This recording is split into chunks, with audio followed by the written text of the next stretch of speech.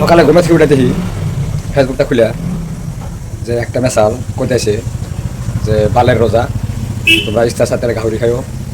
তাই আমি বোনটার কবার চাই যে বোন তোমার কোথায় মানসিক রুগী আছে, আপনি তোমার ব্র্যান্ডের কোথায় কাম করতেছে না, তোমার গাহরির কোথায় খাবার হেরম ইচ্ছা গেছে।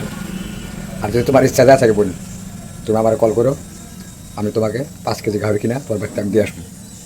আর তোমার বাড়ির লোকেশনটা দিও, আমি নিজে যা তোমার গাহরি কিনা দিয়ে আসবো। তুমি ভাই আত্মাটা শান্তি করে তুমি খাইবো। তার সোশ্যাল মিডিয়া এসে জাতি ধর্ম ধরে এরকম উল্টাপাল্টা কথা করো না। তোমার যদি কিছু অভাব থাকে আঙ্গরে করো, আমরা তোমাকে সহায় করবো, অরিজিনাল সহায় করবো 100%।